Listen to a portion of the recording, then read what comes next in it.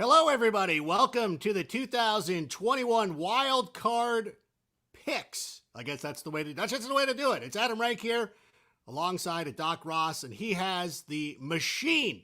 Adam Rank versus the machine, making picks. Doc Ross, how you doing? You ready to make some picks today? I'm good. I'm ready. How you doing? I'm doing really well, thank you. The machine is something that it's your algorithm, it's your baby. And I've always enjoyed I always, go with my God, I do my thing my own way. But now we're doing a man versus machine because, you know what? I'm tired of the machines always winning. So this is my thing. This is my thing to get back.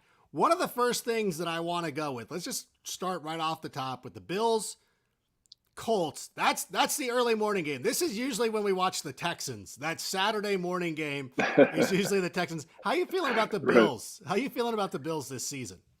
The Bills look good, and the machine likes the Bills too. So in this game, machine likes the Bills to win by 6 points in a relatively high-scoring game.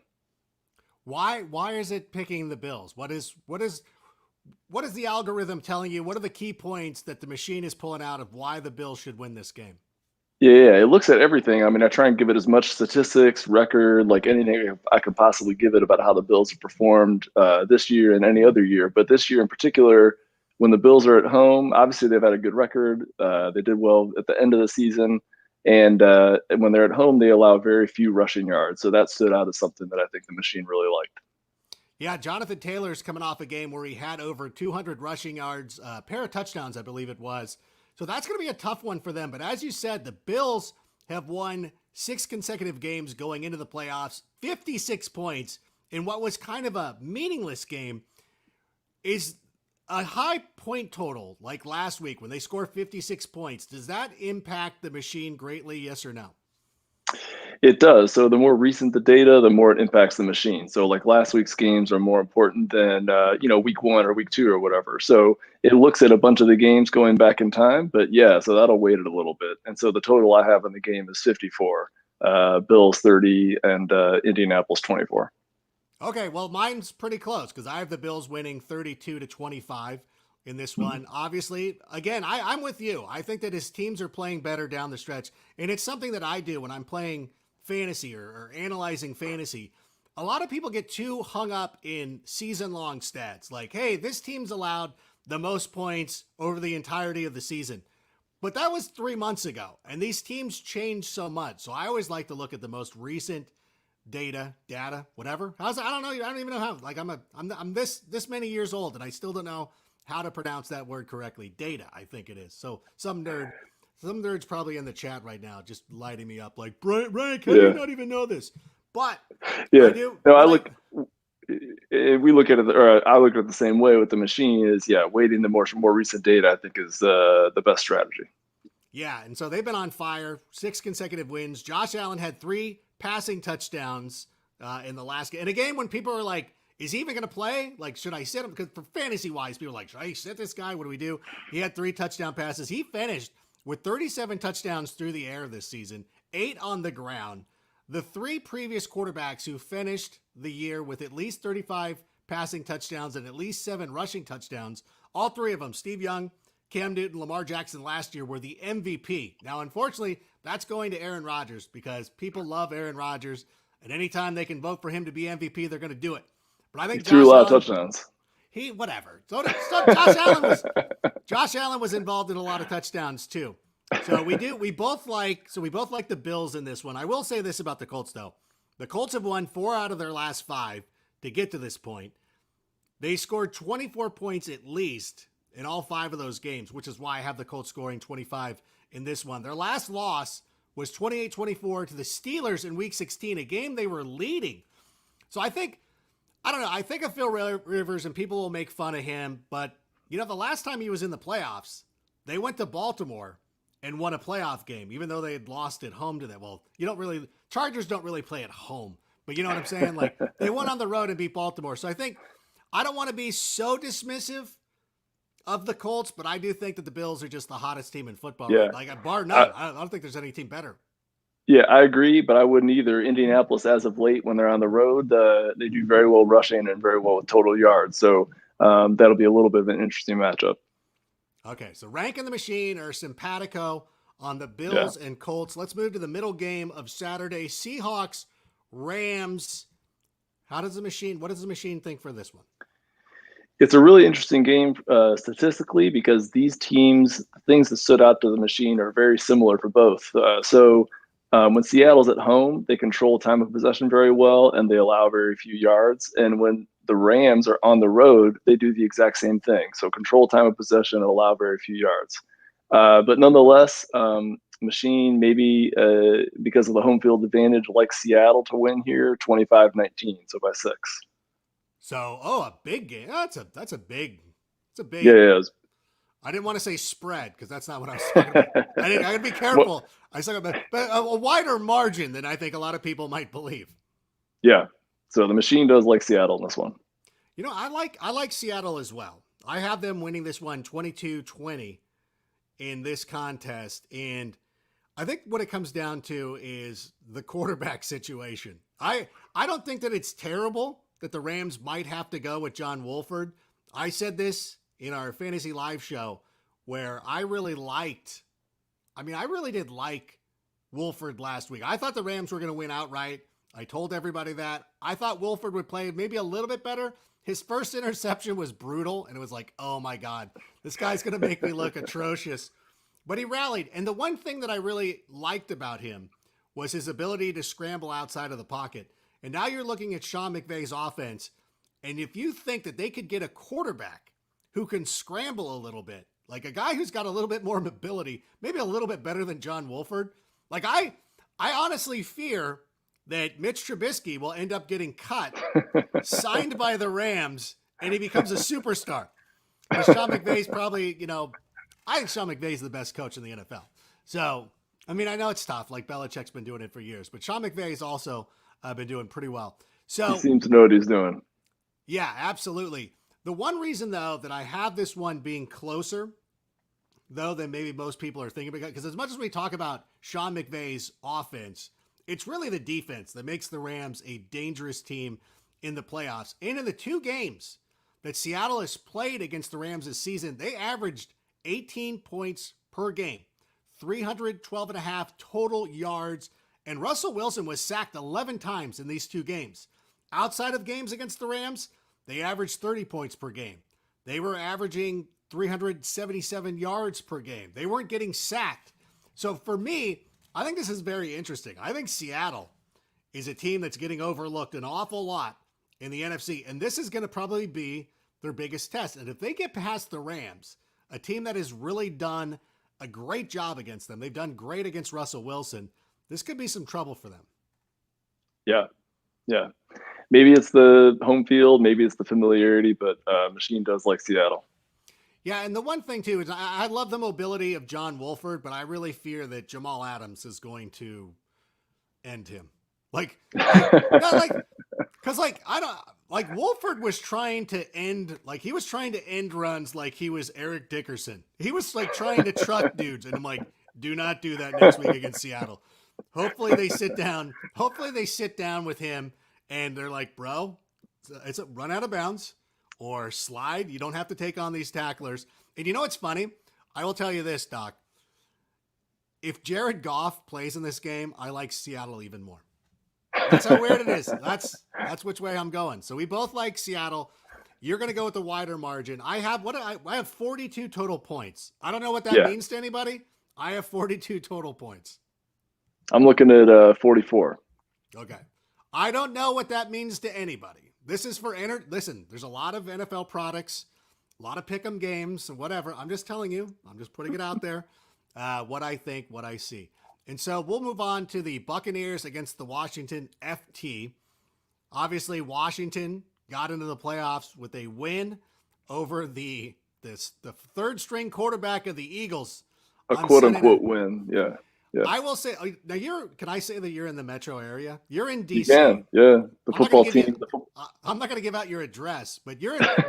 what was the vibe like? We're doing this on Monday evening for Doc. What was the mood like of people? Are people excited about the FT out there in Washington? I don't think they are because they're looking at a team that's 7-9 coming out of the NFC East. I mean, I think people are realistic. I mean, they're super fans here, no question about it. But you look at that team, and I can't call myself a Washington team because I grew up in Minnesota. But Right. it's you don't get the same sense of hype out here that you normally do. Yeah, I can see that because they have such great fans out there too that I think that Yeah, they would be so hyped to be back into the playoffs. And Chase Young has been incredible. You know what's funny though? Chase Young was the second overall pick in the draft. Do you think that the FT would be better off with Chase Young, who's excellent, or Justin Herbert? yeah, it's a tough call. I mean, Right? very difficult. Yeah, I don't know. I guess I like a little bit more of the proven quantity in Chase Young, but even though it's not that proven, but I don't know. I think it's hard to say.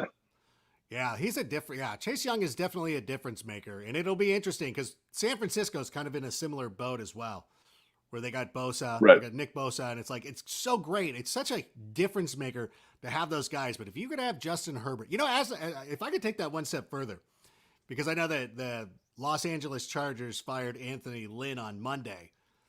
The NFL should just step in and just give Herbert to the Rams. Be like, can we just settle it? Like, let's let the Chargers have John Wolford. That's a very Chargers-like quarterback. Like, we don't like Yeah. let him Right. play with Sean McVay so we can see like get the most out of our entertainment dollars. Yeah.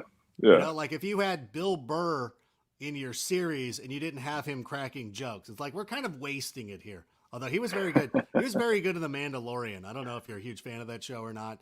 We won't go in that direction. We will. Okay, let's. Enough of that. And I'm the one who's getting. I'm the one getting us off track, being like, enough of that. But Buccaneers, Buccaneers, and the FT. How does the machine see this one? Yeah. I mean, not too unpredictable here. Machine has the Bucks winning 28-19, so by a pretty big margin.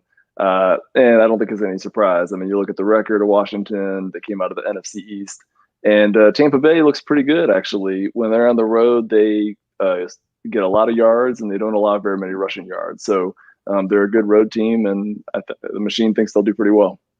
Yeah, I have the Buccaneers winning 30-17. And the one thing that's the most amazing is looking back at Tom Brady. I know my colleague Maurice Jones-Drew said that Tom Brady was going to have 50 touchdown passes this season, and everybody kind of laughed.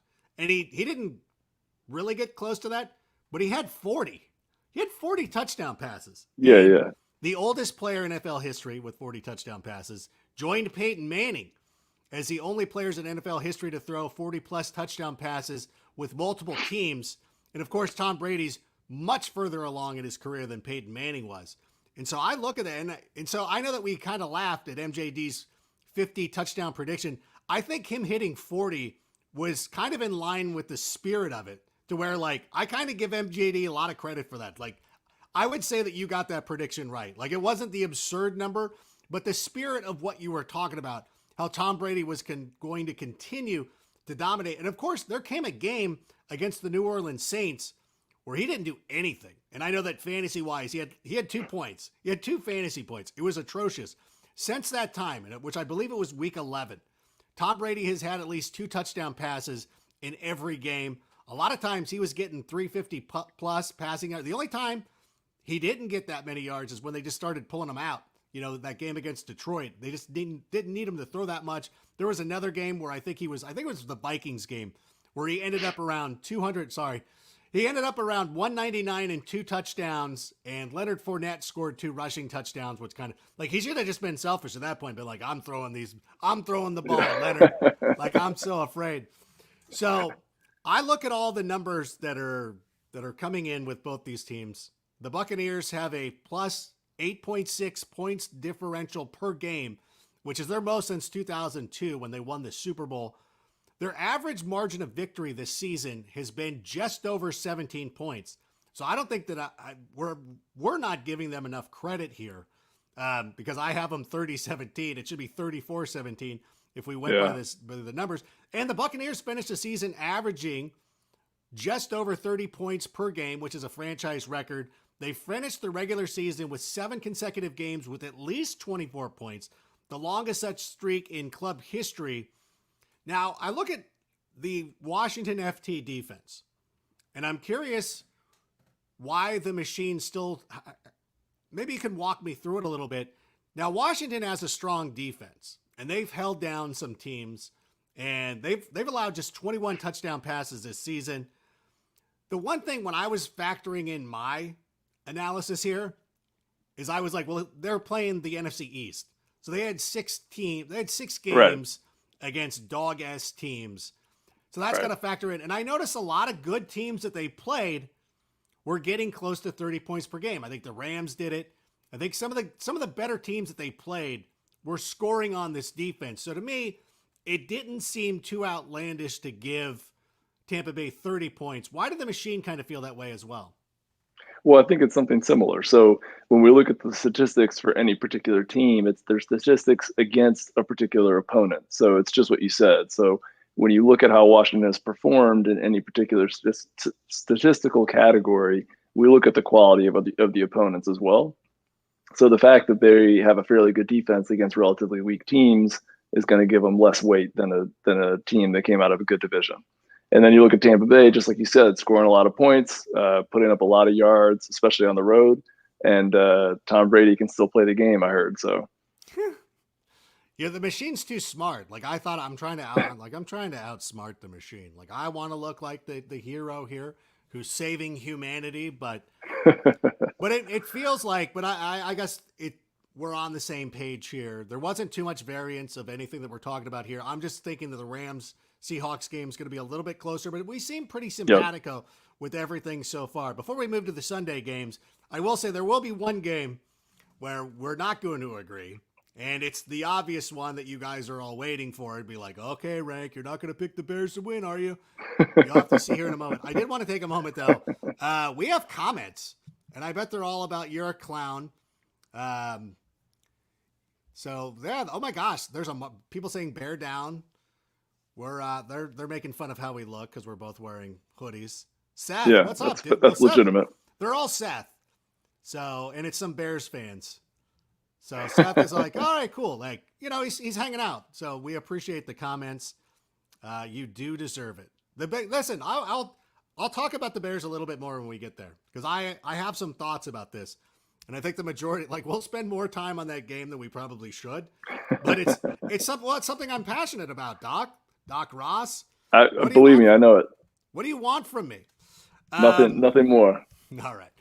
Well, there's another one. There's another good game. I think if you're looking over these games, I think the best game that you're looking at, the AFC is absolutely loaded. Like, I love that Bills-Colts game. I think that's going to be entertaining. Ravens-Titans is going to be a good one. And I'm sure there's Titan fans who are tuning in because they want to see what I'm going to pick for the Titans. See, if I pick the Titans, whenever I pick the Titans to win, they lose. So I should do a spite pick because their fans are atrocious. Like, their fans are not nice. I shouldn't say that they're not. Like, every fan base, they're like, hey, like they're passionate or whatever. Like, Titan fans have taken it too far. Like, if you're going onto my Instagram page and commenting on photos of my family and saying stuff like that's too far. Like, I'm a fan as well. And there's people like I'm an Angels fan. And I know that there's writers who seemingly don't like the Angels, like Rob Nyer. And I know that he doesn't like them. Cause listen, I'm honest when I'm saying I don't like it. I don't like the Packers. So when people are like, you're biased against the Packers, I'm like, yeah, you're right. That's exactly right. I don't know why Rob Nyer can't say that. When he's talking about the Angels, I would never think to go onto his personal, well, I use mine professionally, but if there's a photo of Rob Nyer's kids on Instagram, I'm not going to comment on that photo with something derogatory. I will let that one go. I will find another avenue to vent my frustration with him and my perceived slights of the Angels. But let's talk about Ravens-Titans. I'm extremely interested in this one. What does the machine have for this game? We are pretty close in this one. Machine does like Baltimore by 6, so 31-25 even on the road. Wow! Why? What were some of the key reasons? The biggest thing I saw when I looked at the numbers when it was generating these predictions is that Baltimore on the road rushes for a ton of yards. So I think that's one of the big reasons. Yeah. J.K. Dobbins had a career-high 160 rushing yards and a pair of scores last week. It was his 6th consecutive game with at least 50 rushing yards. And he joins Hall of Famers Franco Harris and Eric Dickerson as the only rookies to ever accomplish that. And I'm thinking, I'll again start drifting into fantasy football where I'm thinking like, I wish the Ravens next year would just turn the job over to him. Let him do his thing. Kind of like what they did. If Gus Edwards is going to be there and take some time away, that's fine. Like we see that in the NFL. Like we're never going to see a Barry Sanders type situation where a guy's running the ball 400 times a year. I know those days are over. I just want to see J.K. Dobbins being more of a 2021 type bell cow running back because I think he showed the ability. So I agree with that right there. And you know what? They were 4-5 at one point. Yeah. No. I'm sorry. They had lost 4 of 5 from weeks 8 to 12. They've now won 5 consecutive games in a row. They were averaging just over 20 fantasy. I got to stop. I can turn the fantasy off now. I don't know. They were just averaging just over 20 points per game during that losing streak. They're now up around 37 points per game, 430 total yards per game. And as you said, 267 rushing yards per game during their 5-game winning streak. That's amazing. Yeah. That really stood out against the other teams in the playoffs that we were looking at for this week, at least, is the number of rushing yards they put up. I mean, that's incredible. So, no, I you know what, and that's the one thing, and I know that the obviously the Titans can run the ball as well. Derrick Henry, going into week 17's game, needed I think it was 236 or 26 something. He needed over 200 rushing yards, and I remember doing a player story on this, saying like, I'm not doubting that he's going to get this, especially against that Texans defense. Like it seemed more realistic than I think normally that somebody who needed 200 yards would go out and actually get it. So I like them to rush it too. I will note here though, the Titans will face the Ravens for the 5th time in the playoff. They've played each other in the playoffs 5 times. Like this is almost a rivalry. And I think this has got to go back. And I know that Steve McNair played for both franchises. I think he probably quarterbacked each team at some point. I wish I would have looked that up before we started this. I will let you know, the lowest seeded team has won every matchup leading up to this. The lowest seeded team is 4-0. Really? Yeah, I saw that. And I'm like, that's not why I did it. It's kind of fun when you, because, we're going through this for the same reasons of like, who can run the ball, who can't stop the run, who can do this. And then you find little nuggets like that. And then you're like, that just piles on. Like, obviously, none of the players from the first time these teams met or even with the organization anymore. The coaches aren't the same. But it's just a fun little note. But I will say, too, Baltimore needs to step up in the playoffs at some point. And so this was the only thing. This is the one benefit of the doubt. And so if I was looking for a contrarian pick, and if I wanted to go the other way on any one of these games, it would be the Titans, because last year they proved that they could go on the road and win. Obviously, they'll be at home now. That it's different, because there's no fans in the stands or anything like that, although I don't know what Tennessee's doing. But Baltimore needs to finally step up. They lost 2 years ago against the LA Chargers. We talked about that a moment ago. They lost last year to these Titans.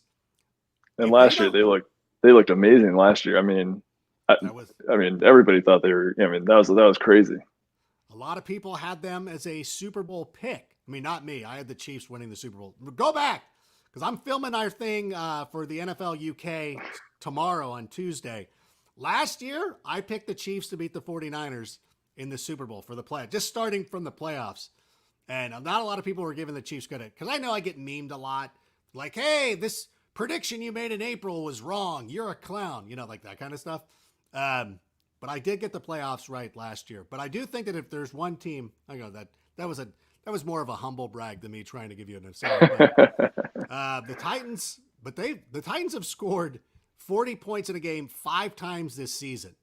And the Ravens defense is not what it once was. So again, this is probably the one I feel the least comfortable outside of the Bears. But of realistic games, this is the prediction I feel the least like if we were doing one of those pools where you had to rank these by confidence, this is the one I'm the least confident by. And I almost want, like, do you ever get, I know you're the machine, the algorithm and everything like that, but is there just Are there times where you look at it and you're like, God, the Titans probably just aren't going to, they just don't, the Titans don't, but the Ravens have been so good too. I just don't know. Yeah. Oh, I mean, there's picks all the time where you look at them and they just look gross. But if I'm committed to the consistency of using the machine, and that has been pretty successful over the years for me. But to your point, the Ravens, their defense is not the Ravens we think of, and they do give up a lot of rushing yards on the road. And with Derrick Henry, obviously, that's a big potential liability. No, I think, yeah. You know what? This is the one outside of watching my own team play. This is the one I'm the most excited about. I think this is going to be great. And I know that I would normally hear it from the Titan fans if they win, but I've muted all of them, so it doesn't matter. You guys are barking into the wind. Like, I don't even hear you. I really do feel the least confident about this one, but I do. But like you said, the consistency of what you're doing. Like, that's one of the things. And it goes for this, and it goes for fantasy. It goes for blackjack. Like, if you're a guy who doubles down on a soft 17 when the dealer's showing a 4, always be that person. It's not always going to work, but always just follow whatever methodology you use. That's what you use. And so I will use that methodology here for the Bears against the Saints.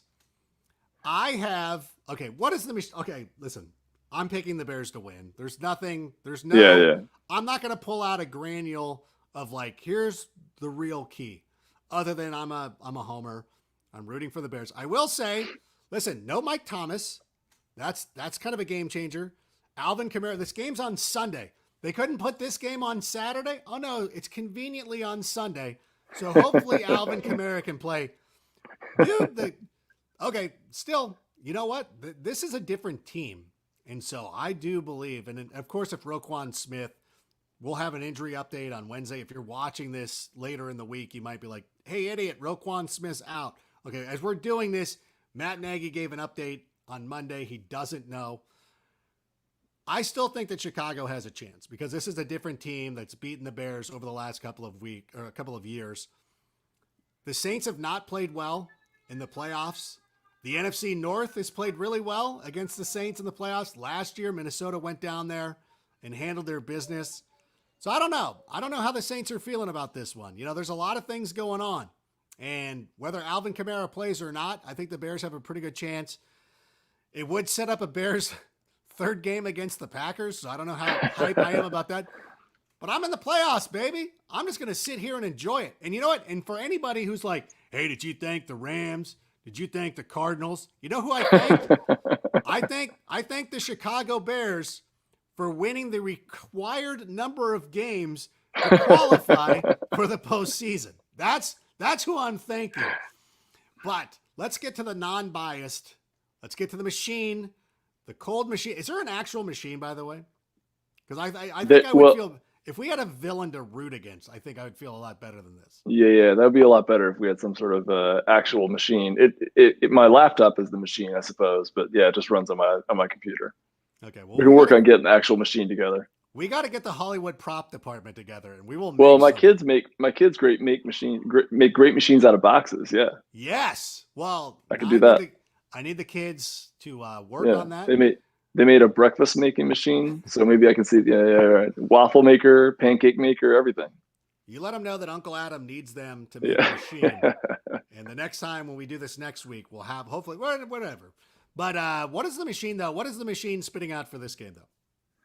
Machine likes the Saints and likes the Saints pretty big, unfortunately for you. I'm sorry to say. So like Saints 29, Chicago 21. All right. Why? Is it Mitch? What is the biggest factor? Is it Mitch Trubisky? Is it Chuck Pagano putting Danny Trevathan on Devontae Adams? Which I don't know how that didn't work. But what is it? What is it about the machine that really likes to sound? I know it's just going to break my heart. Just about everything lines up against the Bears here. I mean, the record, New Orleans, their rushing and total yards they put up at home, and Chicago. When you look at their stats on the road, it's just pretty mediocre. Like you can't really find much to stand out. So everything seems to sort of lean towards the Saints here. So I can see why the machine, liked them by a pretty decent margin. Oh my gosh. All right. Well, I gotta give the machine credit where credit is due. Thank you. Okay. Machine. Okay. So that's the one I believe that was the only game where we differ, where we don't actually have Or outside we of at least completely different. Yeah. completely differ. I have a closer game with the Seahawks and Right. Seahawks and Rams. Seahawks, Steelers. What are we talking about? Anyways, but what about the Browns, Steelers? These teams are going to be playing for the third time this season. Which way does the machine have this breaking? So Machine is pretty similar to you with a little bit of a higher scoring game. So a margin of 4 still in favor of Pittsburgh, 27-23 over the Browns. So I have 23-19 Steelers over the Yeah. Browns. So I think that, there have been, let me see what let me check my notes here. There have been 14 previous instances of teams playing in the final game of the season, then playing the following week. That's Yeah. happened 14 times. Last instance was 2012. I thought it was a little bit, 2012. I thought it was more recent than that. But the Vikings defeated the Packers in the final game of the regular season, and the Packers then defeated the Vikings in the wild card. Only 6 times has the team that won the matchup in the final regular season game gone on to win the wild card matchup. I think a lot of factors going against the Cleveland Browns here. The Steelers were resting everybody. There was no Pouncey. There was no Ben Roethlisberger. I think that's a huge thing. And I think that I'm curious though. I mean, how do you feel about it? I think that just getting into the playoffs was such a huge step for them. And now For Cleveland, you mean? for Cleveland. Yeah. And now Cleveland's kind of in a situation where, like, we made it. We finally got that monkey off our back. Do you think, even though the machine says it, and even though my head says the Steelers win, do you think that there's any chance that the Browns are now all of a sudden going to go into YOLO mode and actually beat the Steelers? I mean, I think it's possible. I mean, obviously, we're picking a pretty close margin, so anything can happen. I will say too that Pittsburgh, I had to go back and double check this because it looks so atrocious. Their rushing yards at home, as of late at least, has been very, very low. So if Big Ben doesn't have it together, they could be in trouble. And you're right. Maybe the Browns are playing without too much pressure and feel like they've already succeeded. So I think it could go either way. They're pretty evenly matched teams, I think. Yeah, and Kevin Stefanski is one of the bright young minds in the NFL right now. I think an awful lot of him. And I also believe, too, you'll hear people saying that the Steelers kind of dialed it down, not to really give too much away, resting their players and everything like that. I still feel the Browns were trying to do just enough to win without throwing everything out there. I know that seems weird because, there was a lot. They could have absolutely missed the playoffs. But I still think that the Browns were still trying to do just enough, still saving some for the following week. So, I don't know. I think they've got a good shot. I saw the Steelers winning this one, but I think the Browns have a pretty good shot, and I think we both agree on that. So let's go through one last time. Let's just throw our scores out so everybody can write them down, and you guys can, call me a clown. They won't do that to the machine. I'm sure that they love the machine already. The machine's probably way more popular than me. I've got Bills 32-25 over the Colts. What does the machine have? Bills 30, Colts 24. All right. Seahawks 22, Rams 20, and the machine says Seahawks 25, Rams 19. I have the Tampa Bay Buccaneers 30, the football team 17. You know what? Can I change mine to 34? Is it too late? No, I'll stick with the original. It's your 30 show, to man. 17. Yeah, 30 to 17. What does the machine say? Not too far off. Tampa Bay 28 and the football team 19. Moving on to Sunday, I have the Ravens 30, Titans 26. Machine says Ravens 31, Titans 25. I have the Bears 24, Saints 20. This one, I'm sorry, my friend. The machine has Saints 29 and the Bears 21. All right. And Steelers 23, Browns 19, the game we just talked about. Yep, a few more points if you ask the machine. Pittsburgh with 27 and Cleveland with 23. All right. Well, listen, I think we accomplished a lot here today. Gave some people some quality information. And again, you know what? This is for entertainment purposes only. If you're in an NFL.com pick'em contest or whatever, there you go. That's what I'm thinking. That's what I'm using. Any last words of wisdom, Doc Ross? Not really. Just looking forward to a great weekend. All right. Well, thanks so much for joining us. We'll check back Next week, we'll do picks for the divisional round of the playoffs. We will also look back and see who did a better job, whether it was the man or the machine. Thanks so much for checking it out. We'll see you next week.